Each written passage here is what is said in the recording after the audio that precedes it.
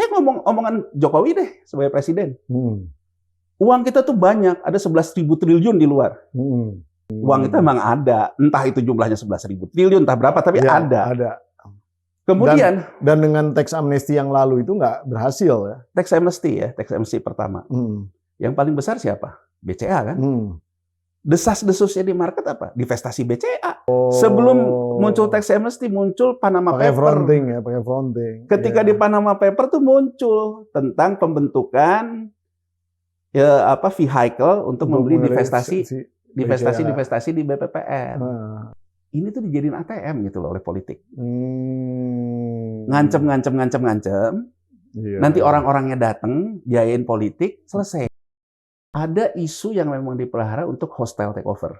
Yang kata Prabowo pengusaha nakal itu. Menurut saya, itu diselesaikan oleh negara. Ya kan? Oke. Saya akan memberikan kamu final binding nih. Pengampunan. Tapi uang kamu masuk dong. Ya. Itu Robin Hood untuk negara. Keren tuh ya. Nah, itu keren banget itu Robin Hood untuk negara.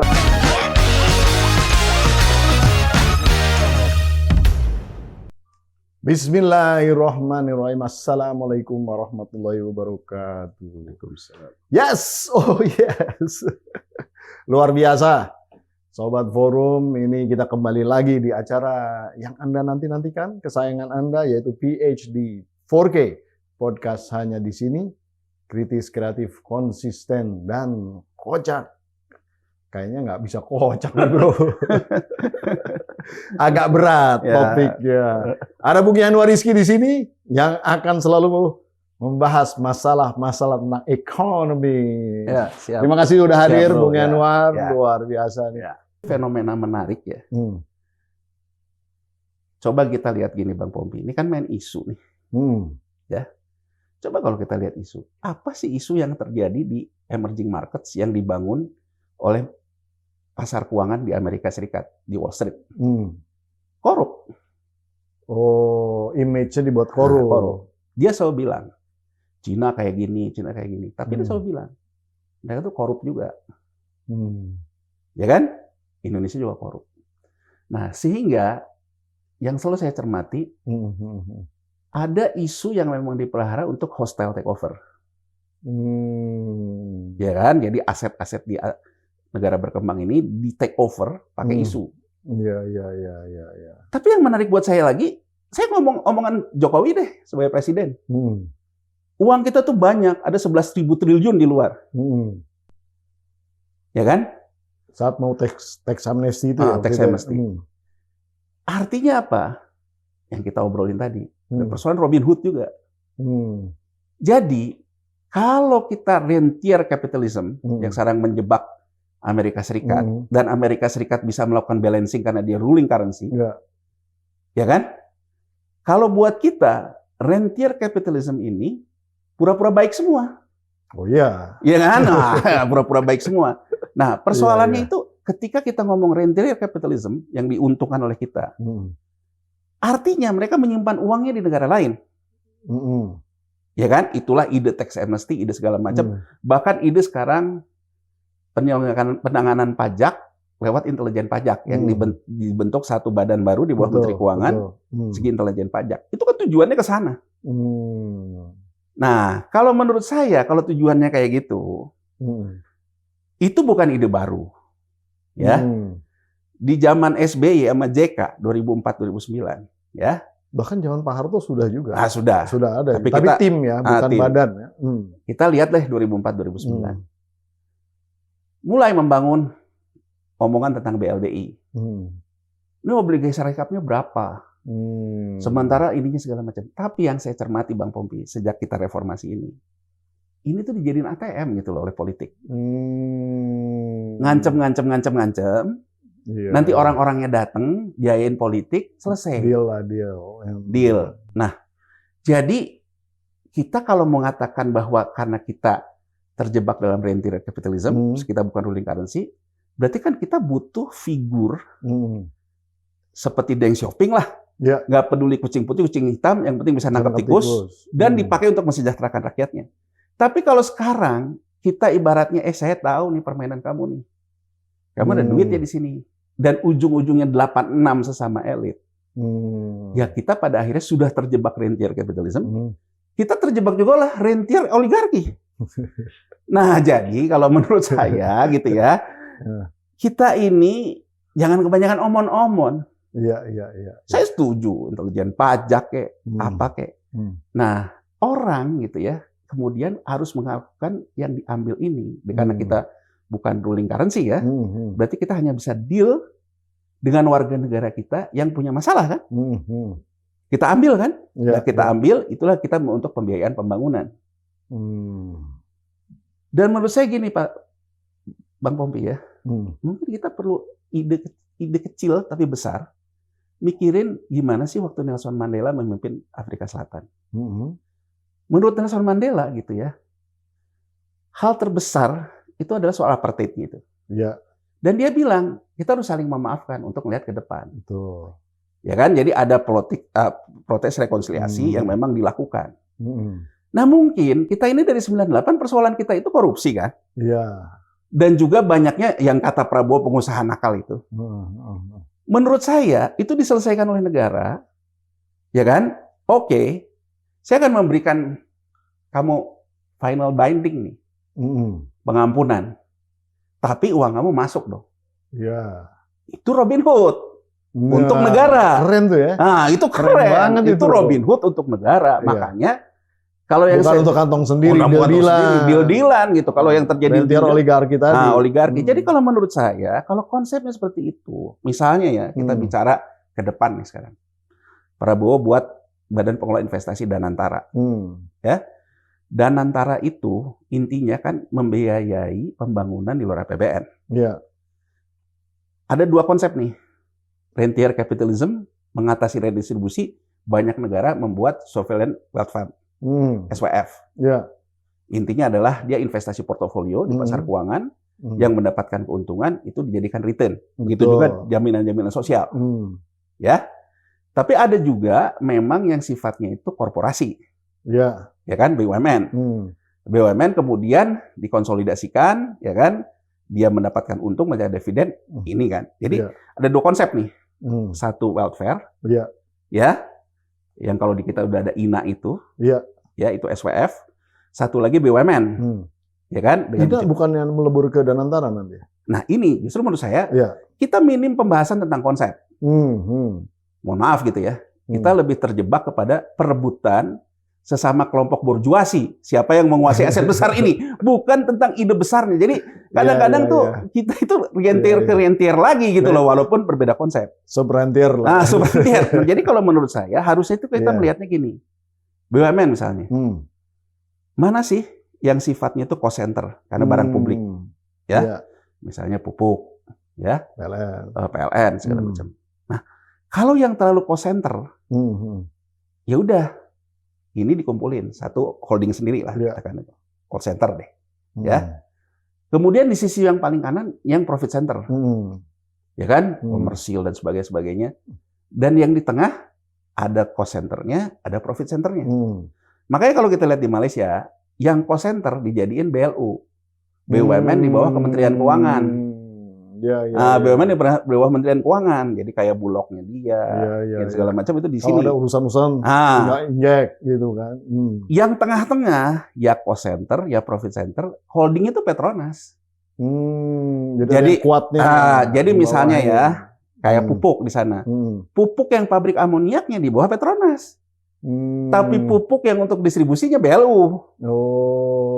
Kalau kita kan sekarang pupuk ya, pupuk itu kan pabrik amonianya di BUMN pupuk, penyalurannya BUMN pupuk. Nah kalau di Malaysia dengan dia reform itu, yang BLU-nya ditarik ke sini, yang bisa jadi ininya ditarik ke semua ke Petronas. Jadi energi itu barang publik, tapi juga ada untungnya. Nah yang lain-lain kayak Telkom, perbankan yang bisa menghasilkan ini, dikumpulin semua di Hasanah kan? Iya. Tujuannya apa? Profit marginnya harus bagus. Marginnya harus bagus karena itu barang publik kan, kompetisi. Nah, menurut saya 3 ini kan dilakukan nih. Nah, kalau kita mau ini di bawah BPI Danantara misalnya. Yang terserah deh, yang cost centernya mau di situ juga apa mau dilempar ke Kementerian Keuangan itu kan tergantung ya. Anggap aja 2 deh. Ya 2, jadi energi yang juga ada barang publiknya dan kemudian ada profit centernya, dan di sini bagaimana mengefisienkan agar perusahaan-perusahaan ini bisa menyumbangkan dividen besar. Kan kalau yang profit center tujuannya menyumbangkan dividen besar. Kalau yang sini bisa melayani barang publik, tapi juga dia bisa memanfaatkan harga ekspor yang tinggi. Ya, jadi pendapatannya dari sini, wealth-nya dari sini. Nah, kemudian yang sifatnya kayak INA ditarik juga, karena itu wealth management kan, portofolio. Bahkan kalau menurut saya kalau kita ngomong ide besar, dana-dana jaminan sosial juga ke situ. Nah, kalau konsolidasi konsep ini sudah selesai, kita mau melakukan pembiayaan pembangunan. Kan? Kalau kita hitung nih semua BUMN ini, ya, semua konsolidasi laporan keuangannya jadi 15.000 triliun. Betul. Hutangnya itu sekitar 8 ribuan sekian lah. Jadi gedenya itu sama fixed asset. Ya. Tanah sama segala macam. Tapi ini bisa dijual pakai konsep monetasi. Ya. Di sekuritisasi. Betul. Jadi misalnya saja PLN mau membuat pembangkit listrik. Dibuat saja aset proyek di laporan keuangan PLN, dan antara di atasnya mensekuritisasi aset. Itu namanya EBA. Iya. Kemudian, benar. Ya kan, konsepnya lagi, oh yang terlalu sehat ini, tapi kita kayaknya bisnis ini kita lebih untung kalau kita eksekusi sekarang, divestasi misalnya, investasi saham. Jadi pendapatan juga. Nah, kemudian, oh ya udah deh, Danantara yang gedenya menerbitkan obligasi Danantara dengan balance sheet yang 15.000 tadi, itu tidak akan berpengaruh ke APBN, uang ketiga kita. Nah terus, ya kalau sekuritisasi aja sih, duitnya dari mana? Ini kan yang akhirnya orang seolah-olah si A, si B jagoan gitu loh dalam mengelola investasi. Ya, debatable menurut saya. Kadang-kadang juga jagoannya malah bantuin perusahaan dia sendiri gitu loh. Ya kan, debatable. Nah, kalau Robin Hood beneran, ini harusnya kan disampaikan ke Presiden sebagai kepala negara. Ya. Pak, ini petanya. Kita butuh uang segini. Dari Menteri Keuangan, yang dari intelijen segala macam. Pak, ini uang-uang warga negara kita yang masih bisa kita sentuh lewat hukum. Presiden dengan 2 ini, panggil aja. Kita mau melakukan rekonsiliasi nih. Ini dana Anda, saya ampuni. Saya juga nggak minta uang Anda dibalikin. Saya hanya minta uang Anda di sini. Taruh ke sini. Membeli sekuritisasi EBA ini, membeli obligasi Danantara. Dan bank kustodiannya saya minta di sini. Kalau Anda nggak mau, saya lakukan penindakan hukum. Ini Robin Hood, Bang. Jadi kita mengatasi, ya kan? Mengatasi dengan cara Robin Hood, tapi untuk negara. Gitu. Nah, yang saya takut tuh kan begitu masuk ke meja dari sejak reformasi ini nggak kedengeran gitu ditandak hukum, enggak. Bahkan orang kan kalau kita lihat di medsos kan menjadi ledekan terhadap Jokowi ya. Uang banyak 11.000 triliun gitu kan dia jadi diledek kan. Gitu. Sebetulnya kan informasi itu berarti secara intelijen sudah ada informasinya ya. Nah nanti si tugasnya si badan ini apa? Mengeksekusi itu atau bagaimana? Tugasnya si badan ini, kan badan ini kan intinya akan mensekuritisasi pada akhirnya Bang Popi. Oh dia hanya mensekuritisasi. Mencari duit. Tahu kan? Paham? Maksudnya tuh istilahnya kan kita udah tahu nih uang-uang di luar itu seperti apa gitu kan? Nggak, kalau badan Dirgantara, Danantara. Badan intelijen. Oh badan intelijen maksud kalau saya. badan intelijen intinya adalah uang yang bermasalah dia lakukan ini kemudian penindakan hukum. Betul. Tapi penegakan hukumnya kan bukan di dia kan hanya intelijen aja. Oh, jadi hanya dalam. Ya walaupun dirjen. Tapi kan sebetulnya informasinya udah ada kan? Udah. Kan sekarang gini. Berarti ini kan sebenarnya nggak perlu lama-lama lagi nih kan? Ya. Nggak perlu istilahnya operasi intelijen secara bener ngelihat dulu gitu dan. Sekarang karena sebenarnya kan 11 triliun itu ada real di luar kan? Gampangnya gini aja Bang Pompi. Kita kan lihat ya BLBI. Ya. BLBI itu recovery rate-nya di BPPN sampai bubar 27%. Ya. Semua orang obligor ini mendapatkan PKPS pernyataan lunas. Hanya bayar 27%. Oke? Nah, orang-orang ini kan kaya lagi sekarang. Ya kan? Bahkan misalnya ada yang dari sahamnya terbang segala macam jadi orang terkaya lagi. Kita pakai nalar aja, nggak usah pakai intelijen. Intelijen analisis lah, berdasarkan analisis aja. Berdasarkan analisis, berarti dulu masih ada asetnya. Iya. Iya kan? Kan PKPS tuh gini loh. Dia mendapatkan 27%, tapi kalau suatu saat ditemukan masih ada aset dia, Yang tidak dipakai ini, itu jadi perkara hukum. Nah ini Bang Pompi yang selalu jadi mainan menurut saya. Mainan ketika akhirnya tuh duit tuh dipakai untuk ya cuman antar elit gitu. Iya, paham saya. Ya, ini deal-dealan. Ini yang jadi mainan. Bukan gitu. Robin Hood masuk ke negara. Ke negara. Nanti jatuhnya ke masyarakat banyak gitu kan. Jadi tanpa badan intelijen pun kita udah pakai nalar aja udah tahu. Uang itu emang ada. Entah itu jumlahnya 11.000 triliun, entah berapa, tapi ya, ada. Kemudian dan dengan teks amnesti yang lalu itu nggak berhasil ya. Teks amnesti pertama. Yang paling besar siapa? BCA kan? Desas-desusnya di market apa? Divestasi BCA. Karena kan ketika saya mendapatkan PKPS itu, ada di BPPN, pemilik lama tidak boleh membeli aset lamanya. Desas-desusnya kan karena itu dibuat di Cayman Island lah, segala macam perusahaan yang beli Farallon dan sebagainya ya. Desas-desusnya kan sebetulnya pemilik lama ikutan. Sebelum muncul teks amnesty, muncul Panama Paper. Pakai fronting. Ketika di Panama Paper tuh muncul tentang pembentukan vehicle untuk membeli divestasi di BPPN. Nah, kalau saya ingin tutup duluan sebelum ini meledak, saya perlu teks amnesty. Pemutihan. Tapi menurut saya harusnya bukan dalam teks amnesty. Kalau menurut saya loh, harusnya tuh skemanya adalah oke, saya akan kasih kamu pengampunan, ya.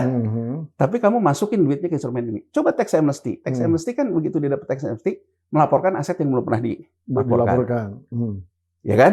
Coba kalau kita kembali ya, mundur ke belakang. Oke, kamu boleh ikut teks amnesty. Mau laporin apa? Ini. Jangan ngomong yang receh lah. Saya juga ikut teks amnesty, Mas Bang Pompi, gitu loh. Tapi kan kita kelasnya bukan duit kita, mungkin ada mobil yang belum kita laporin gitu ya. Artinya kan ada mobil yang belum kita laporin, ada apa kan gitu ya. Jadi artinya kalau yang gede-gede kan nggak gitu ya. Duitnya di Swiss yang belum dilaporin gitu loh. Nah, harusnya kan menurut saya kenapa tidak optimal? Karena hanya digunakan oleh pihak-pihak yang sedang terancam kan.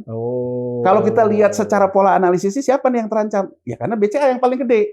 Berarti yang terancam yang ini dong gitu loh. Nah, kan kalau kita selesaiin secara terstruktur kan cakep nih. Nah, agar tidak terulang lagi kayak teks amnesty yang tidak ada pembiayaan pembangunannya, dengan diciptakan Danantara tadi, uangnya masuk ke sini ke Danantara. Uangnya masuk ke sini ke Danantara. Karena ini uang juga dari masa lalu, ya, bunganya segini ya, kan sekuritasi aset, obligasi sun gitu, bunganya segini ya. Dan semua urusan kamu akan saya ampuni. Dan dia tidak ada yang hilang, dia tetap punya aset, ya kan? Nah, jadi kalau menurut saya itu challenge-nya. Dan menurut saya sih harusnya bisa ya.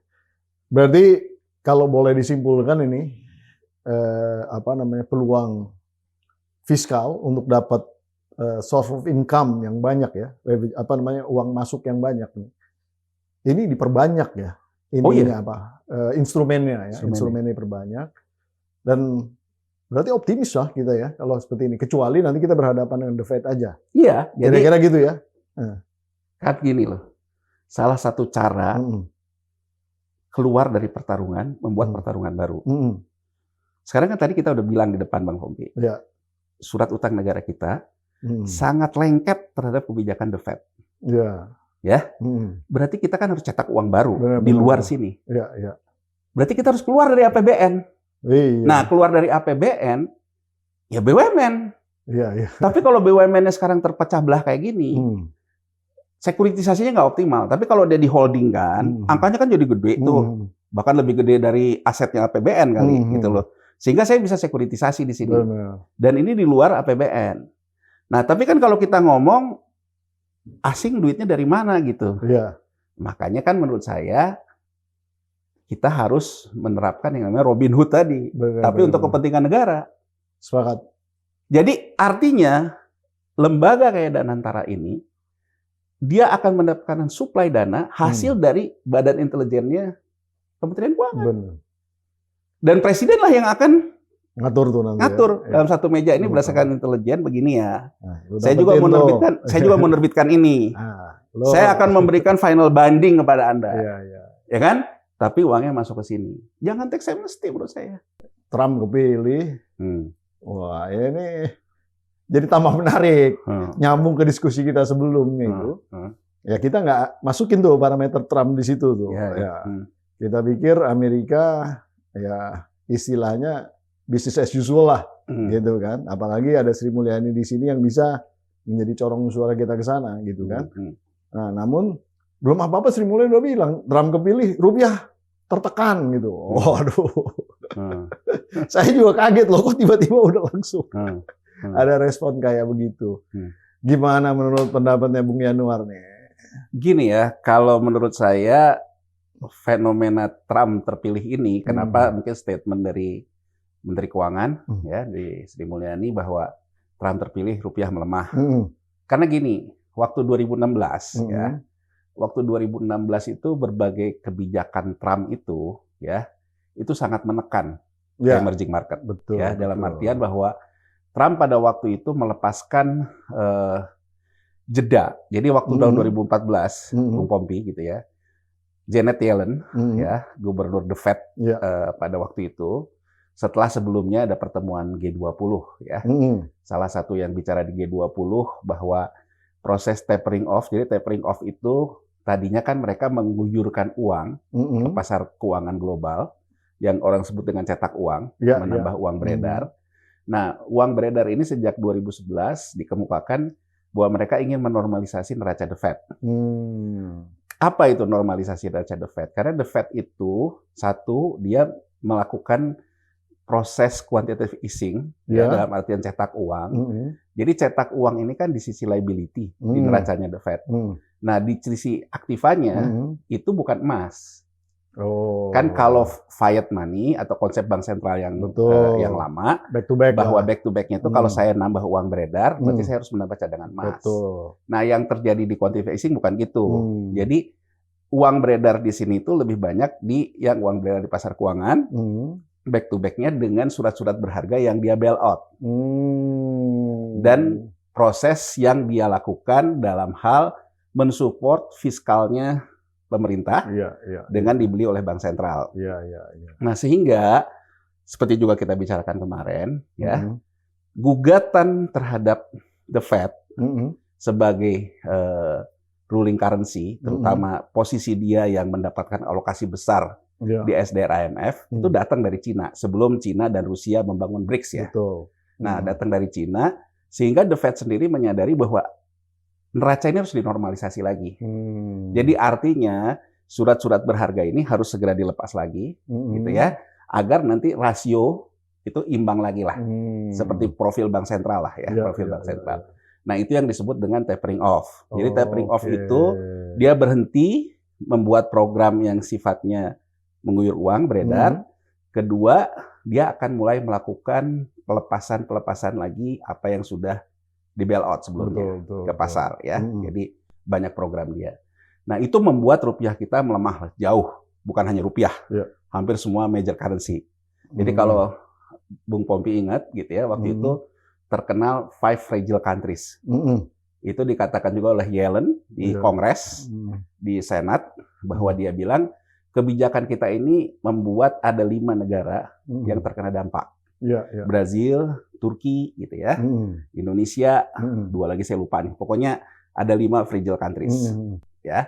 Nah, kemudian itu Cinanya sendiri kan ya agak melemah lah, tapi yang kena tuh 5 ini. Nah, kemudian ada pertemuan 2013 G20. Kita anggota G20. Kita termasuk yang bicara bahwa nggak bisa gini dong. The Fed nggak boleh egois kayak gini, mau menang sendiri. Entah karena lobby itu, entah karena persoalan lain, kemudian The Fed melalui konsensus dengan Kongres dan juga dengan Senat, dia memberikan jeda untuk memberikan 5 fragile countries ini membuat kebijakan mitigasi.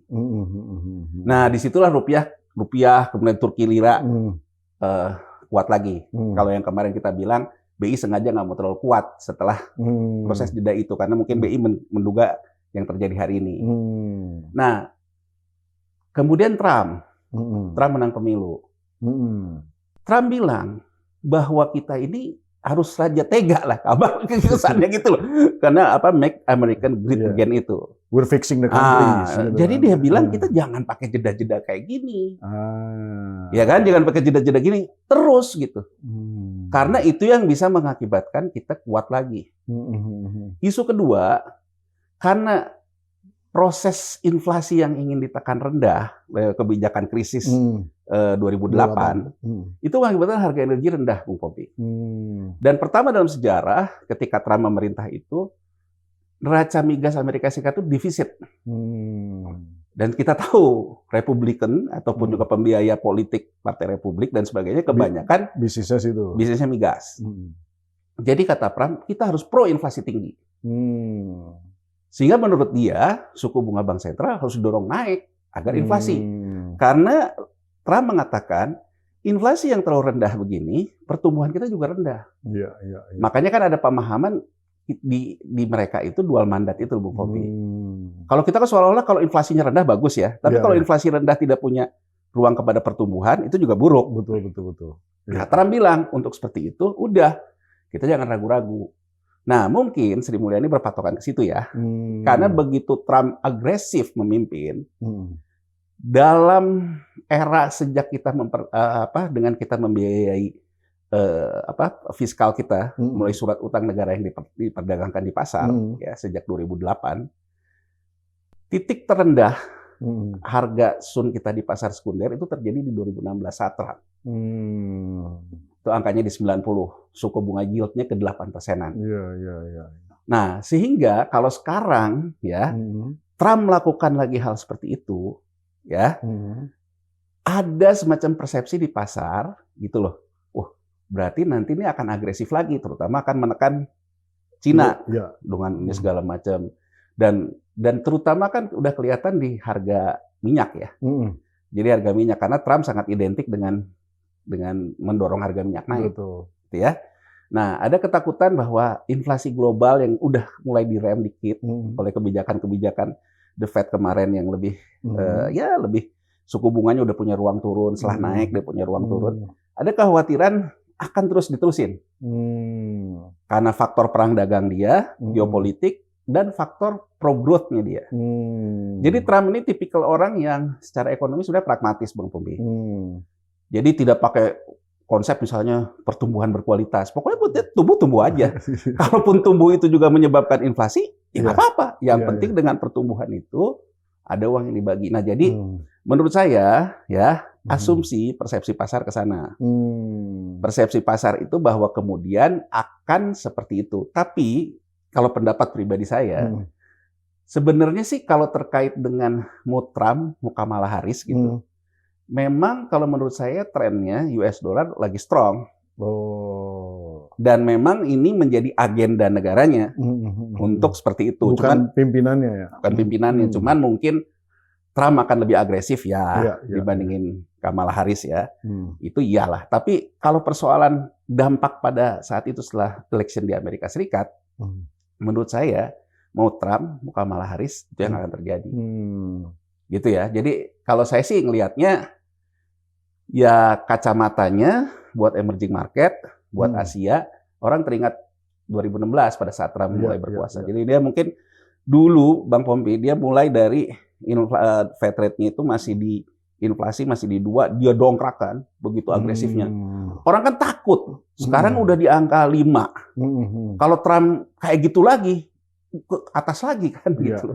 Ke atas lagi. Nah, itu mungkin kekhawatiran besar yang ada. Betul. Ya kalau mereka strong juga investasinya US dollar di mana-mana juga jadi kuat. Artinya value-nya lebih bernilai gitu kan. Dengan harga $1 dia bisa dapat barang lebih banyak kan gitu juga. Itu kan gaya-gaya pebisnis juga mirip-mirip. Tapi dampaknya terhadap fiskal kita gimana itu ya sebenarnya? Gini, kalau terhadap fiskal kita sebenarnya seperti saya bilang kemarin ya. Kita menerbitkan, kan gini, dari 2000, kita setelah reformasi deh, dari 99 ya, sampai 2008 ya, faktor uang beredar ya, uang beredar yang masuk dari luar ke dalam ini dan juga berpengaruh terhadap situasi makro kita, itu adalah diferensiasi ataupun selisih antara suku bunga BI rate, waktu itu masih suku bunga SBI, dengan suku bunga the Fed, ya Fed rate. Kalau dia melebar, kecenderungan rupiah melemah. Betul. Ini kita bicara 1999 sampai 2008. Nah, pada waktu itu Gubernur BI, ya, yang juga sekarang jadi orang dekatnya Pak Prabowo, ya, Pak. Orang dekatnya Pak Yanuar juga. Waktu itu Gubernur BI Burhanuddin Abdullah mengatakan SBI ini bukan instrumen investasi. Sehingga orang kebanyakan menyimpan wealth-nya. Jadi gini loh Bang Pompi. Waktu itu mensoroti, kita kembali dulu nih ke waktu setelah kita reformasi pemulihan di 2004. Problemnya adalah suku bunga SBI itu sudah turun, inflasi sudah turun, kredit tidak terjadi. Kenapa kredit tidak terjadi? Orang dulu semua ramai-ramai ekonom mengatakan karena bank dan sektor keuangan lebih senang beli SBI dibandingkan ke kredit gitu loh. Karena SBI kan instrumen moneter, cenderung liquid dan tidak dilarang dalam aturan perbankan. Sehingga akhirnya kredit menurun, disimpan di SBI lebih besar. Dampaknya sebetulnya di neracanya Bank Indonesia sendiri, ya SBI itu membesar, ya kan membesar. Nah, pada waktu itu Gubernur BI mengatakan bahwa ini bukan instrumen investasi. Kenapa ada kata-kata instrumen investasi? Ini perdebatan antara kubu Keynesian dengan kubu monetaris. Betul. Jadi Bang Pompi, waktu tahun 71 ada orang namanya Milton Friedman. Ya, Milton Friedman ini mengkritik habis Amerika pasca New Deal. Karena menurut dia Amerika pasca New Deal itu sangat Keynesian. Karena diawali oleh surat terbukanya Keynes ke Roosevelt dan sebagainya. Dia bilang itu tuh mengakibatkan ekonomi itu tidak berjalan gitu. Karena semua seolah-olah diserap lewat suku bunga segala macam. Dia pro kepada agar ekonomi tumbuh tuh uang dikasih aja ke pasar. Nanti juga dia akan mencari kesejahteraannya sendiri. Nah, ini tahun 71 ini, kemudian Reagan di tahun 80 mini krisis, karena 80 itu ada krisis kecil juga. Ada Margaret Thatcher dan sebagainya. Jadi kebalikan ketika waktu tahun 34 Roosevelt menang, ya Franklin Roosevelt menang. Franklin Roosevelt menang 34, dia bangun New Deal, basisnya adalah Keynes. Ya, tahun 80 Reagan dan Margaret Thatcher di Inggris, mereka menang pemilu. Dia basisnya pemikirannya Milton Friedman. Ini yang orang sebut dengan neolib ini sebetulnya. Jadi dia udah pakai konsep tuh intinya adalah bagaimana uang menciptakan uang. Nah, dari uang menciptakan uang itu nanti akan menciptakan wealth namanya, kesejahteraan. Ya kan? Jadi akhirnya kesejahteraan akan diredistribusi seperti itu. Nah, sehingga akhirnya uang itu menjadi bergeser menjadi ke financial sector. Karena kebijakannya monetisasi, uang beredar di pasar keuangan. Rentier, kapitalisme. Kapitalisme yang kemudian, tapi kan bahwa kegagalan pemikiran Friedman gitu ya, bahwa orang yang punya akses kapital itu tetap terbatas. Katakan orang punya akses kapital, tapi orang punya juga yang namanya tidak punya akses pengetahuannya. Bagaimana jadi pemain di pasar keuangan. Sehingga selalu menimbulkan ketimpangan. Tapi kubu-kubu neoliberal inilah, kubu-kubu monetaris yang diinikan oleh Friedman ini, dia selalu bilang bahwa itu harusnya ada yang namanya hedge fund, reksadana, manajer investasi. Orang yang nggak bisa main nanti akan direstribusi oleh sini. Termasuk jaminan sosial. Jaminan sosial kan nanti masuk ke market, itu yang akan melakukan redistribusi. Itu pendapat mereka. Gitu ya. Jadi pendapat mereka itu seperti itu, tapi tetap tidak bisa menjawab persoalan.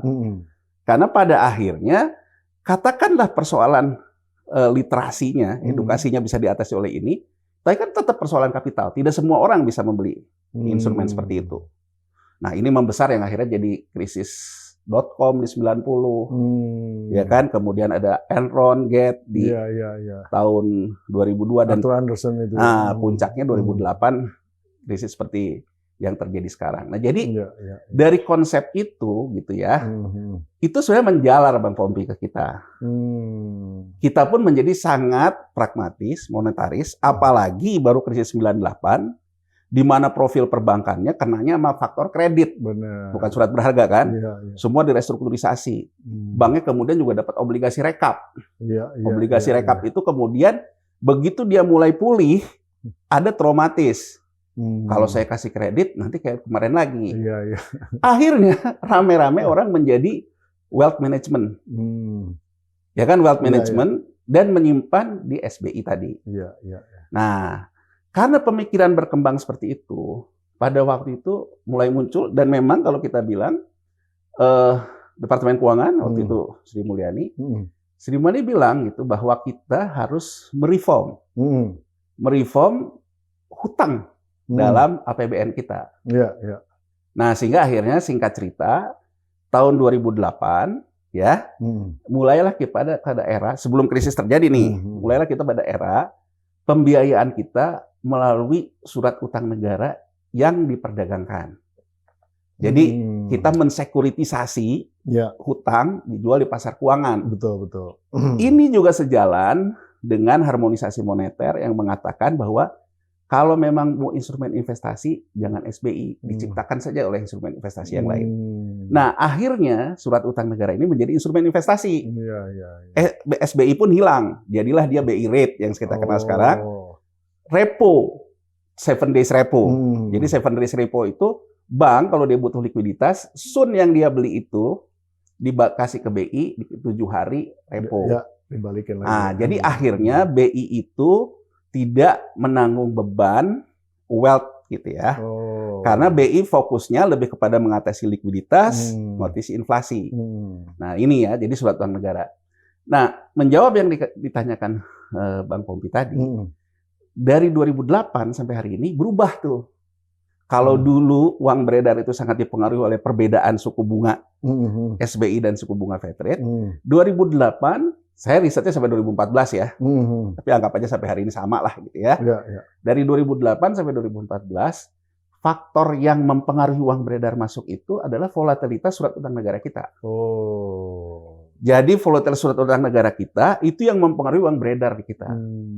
Itu juga yang mempengaruhi terhadap postur kebijakan The Fed yang berpengaruh ke kita. Jadi kalau tahun 2013, karena waktu 2013 waktu G20 Menteri Keuangannya pas Sri Mulyani break. Waktu itu Hatib Basri. Benar. Jadi Hatib Basri mengatakan pada waktu itu kita perlu front running, jadi pendekatan moneter, dia ada dengan Jepang dan sebagainya. Dan salah satu yang dilakukan itu ya memang pada akhirnya yang namanya surat utang negara ini, gitu ya, punya pengaruh besar terhadap nilai tukar. Betul. Dan dia sangat terpengaruh oleh kebijakan The Fed yang quantitative easing. Sehingga sangat wajar kalau Indonesia di G20 mengatakan The Fed jangan egois.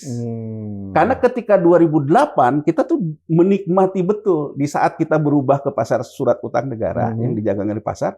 Di saat The Fed juga lagi cuci uang, lagi cetak duit ke pasar. Jadi selalu terserap Bang Pompi. Nah, begitu selalu terserap, nah kemudian ingin ngebalikin, jangan egois dong. Kemarin kita itu menjadi alat untuk Anda mengekspor inflasi. Inflasi di negara itu diekspor ke negara lain gitu loh. Masa sekarang Anda egois gitu loh. Ya kan, mengakibatkan negara kami problem.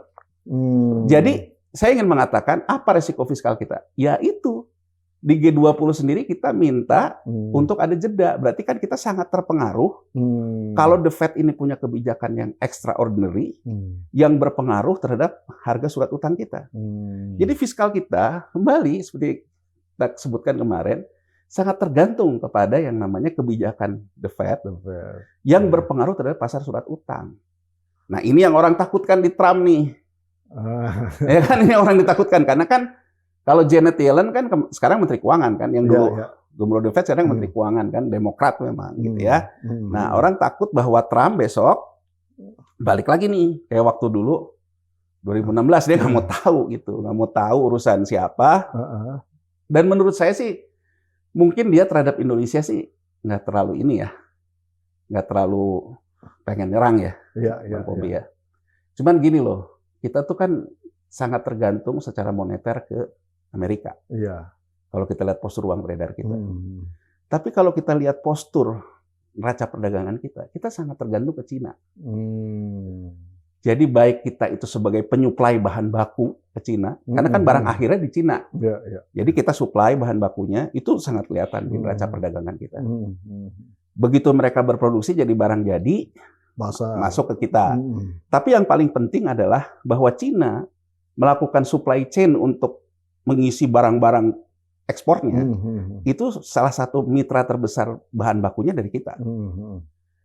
Sehingga kalau Cina bermasalah, kita juga kena dari sisi sektorialnya. Cina bermasalah karena apa nih kira-kira? Nah, Cina ini kan sekarang juga dia sedang menghadapi ujian berat ketika dia melakukan proses mengalahkan Amerika dengan energinya lewat moneter juga. Betul. Cina sekarang lagi mendapat cobaan terbesar seperti itu.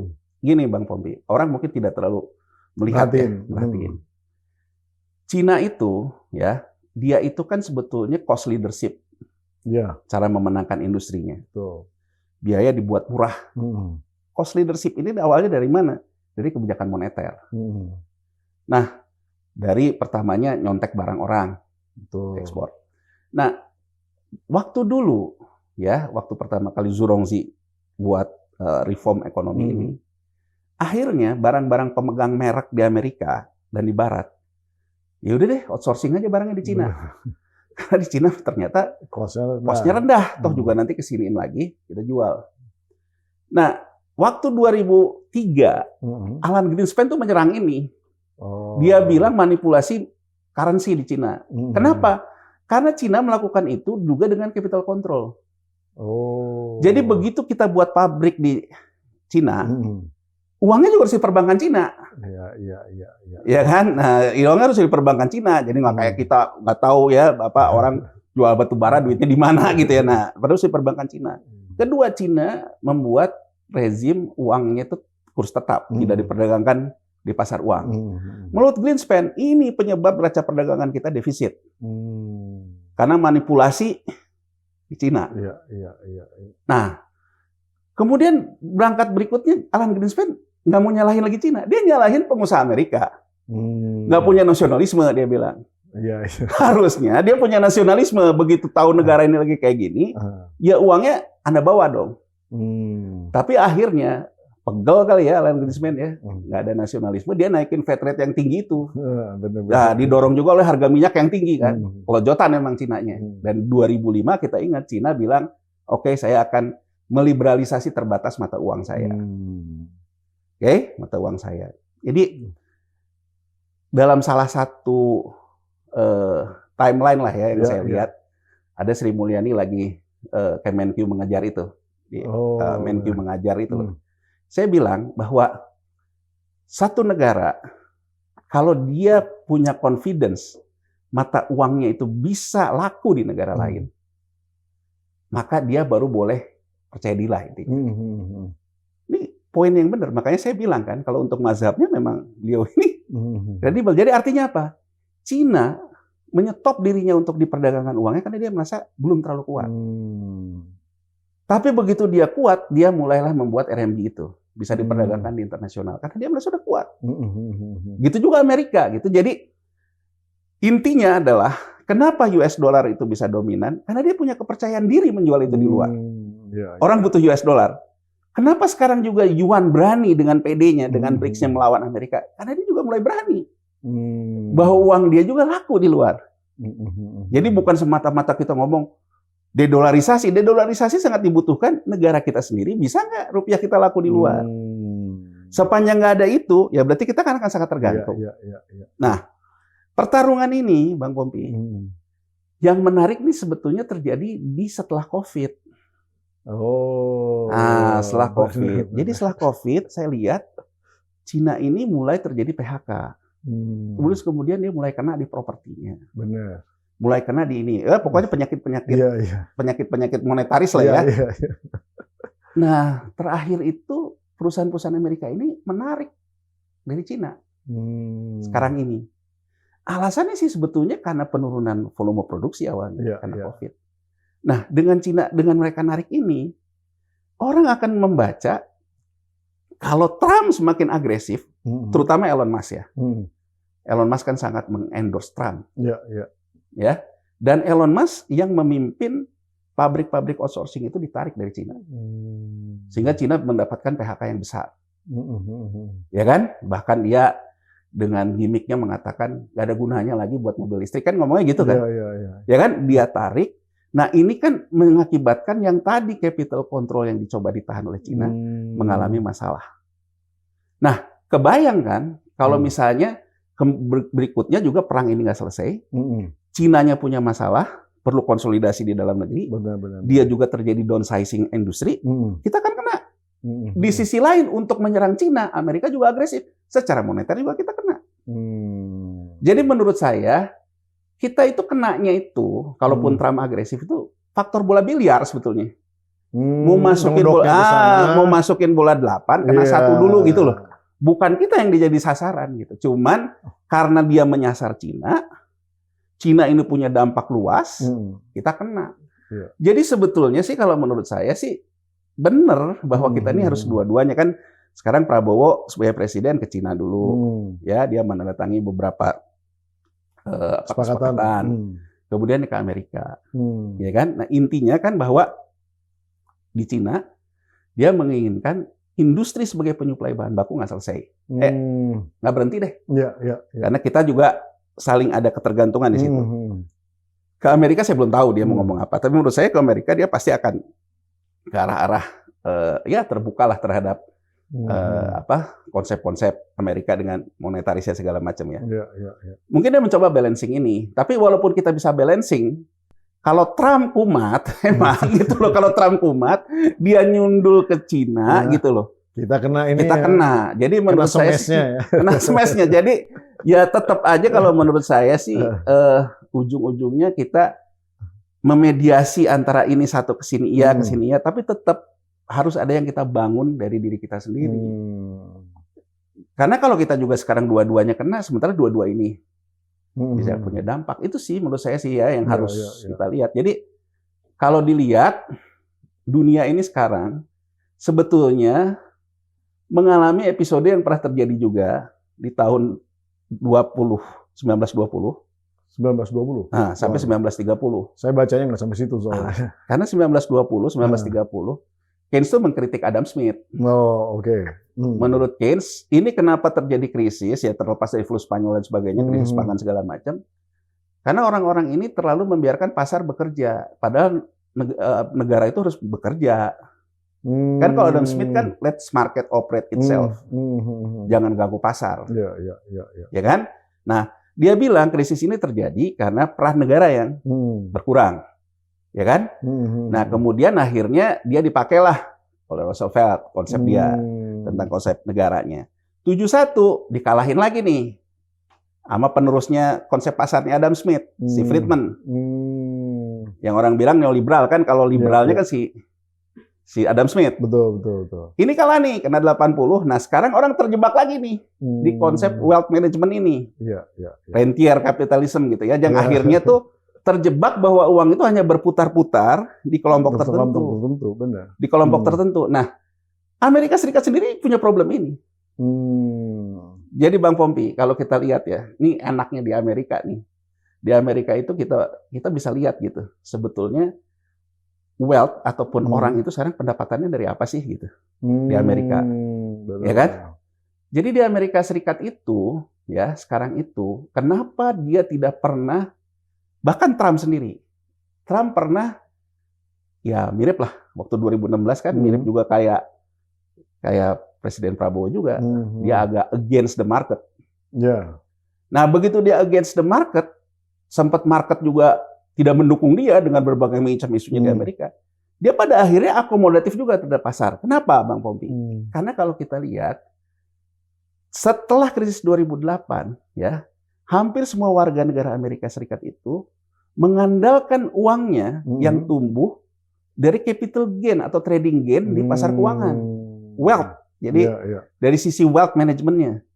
Bukan dari sisi daya kerjanya. Betul. Jadi bahkan harga properti yang tidak terlalu tumbuh, segala macam dari wealth. Makanya coba kalau kita lihat, ada sekarang survei banyak gitu ya. Bahkan survei di kita deh. Gen Z sekarang nggak mau beli rumah. Dia bilang apa? Kalau saya beli rumah, harganya katakan aja 2 miliar. Kalau saya punya duit 2 miliar, saya mainin aja saham, saya sewa. Betul. Nah, ini gitu kan artinya kenapa? Karena tadi rentiernya tadi menguasai aset, ya kan kalau di kita menguasai tanah, menguasai rumah, rumahnya harganya naik, akhirnya dia juga kehilangan buyer baru. Iya. Makanya kalau kita mau kritisi program 3 juta rumah ini jangan-jangan gara-gara yang usahanya properti kehilangan buyer nih gitu loh. Karena sudah ada pergeseran gitu. Baru mau gua tanya itu iya kan? tadi. Karena ada pergeseran loh, pergeseran Iya, bahwa iya. kita itu dengan suasana yang terlalu monetaris, terlalu wealth management, ada pergeseran memang orang udah nggak mau karena udah terlalu mahal. Benar. Nah ini Bang Pompi, di Amerika tuh terjadi dengan figur data dari dashboardnya The Fed, itu bisa kita lihat. Ternyata orang Amerika semakin mengalihkan asetnya ke financial instrument. Oke. Properti itu nurun. Karena likuiditas. Ya. Nah, sehingga ini yang menyulitkan juga. Jadi katakan saja The Fed mau pro ke sektor real gitu, sementara orang yang berpendapatan dari sini. Jadi naik mundur gitu loh. Nah, cuman kan gini loh, bedanya kita sama Amerika Serikat ini kan pemenang perang dunia kedua. Dia ruling currency. Oh ya. Terlepas dia di dalam negerinya punya persoalan ketimpangan gitu, tapi dia dengan aturan-aturan dia moneternya bisa mengganggu yang lain kan.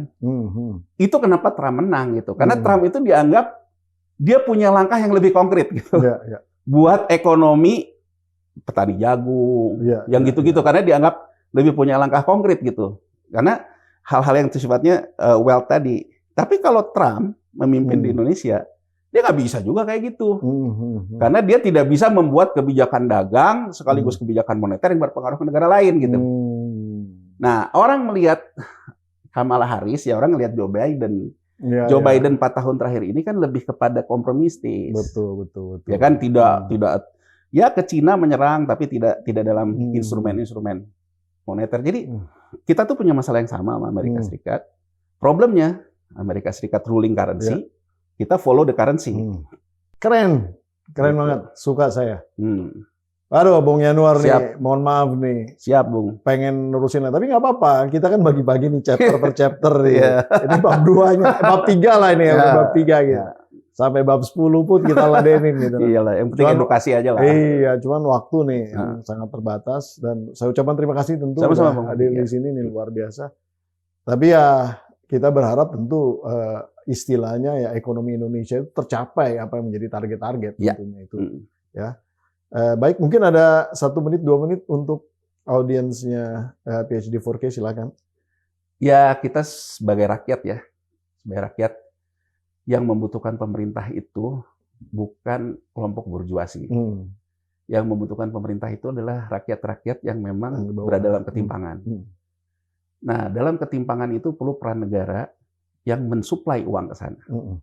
Redistribusi. Redistribusi. Tapi kita juga paham dunia sekarang bukan semulus ketika dulu zaman dulu lah.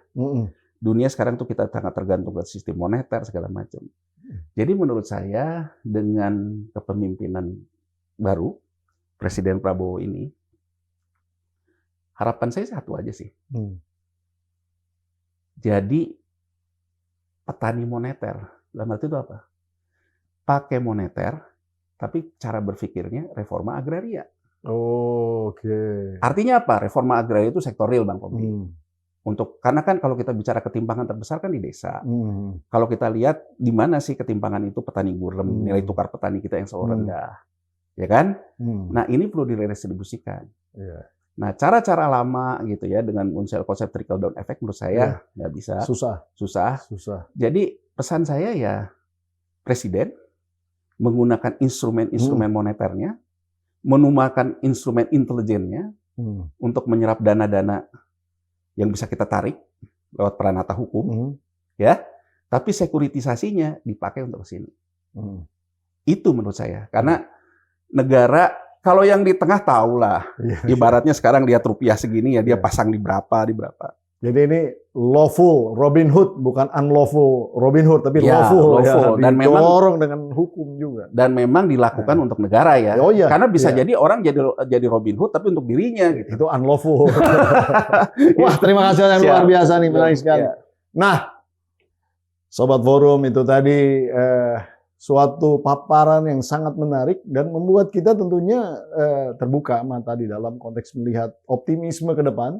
Walaupun ada berbagai macam threats dan juga resiko yang harus dihadapi, namun dengan beberapa gambaran bahwa strategi yang akan dilaksanakan oleh pemerintahan baru ini cukup menjanjikan. Hanya memang jangan sampai nanti kemudian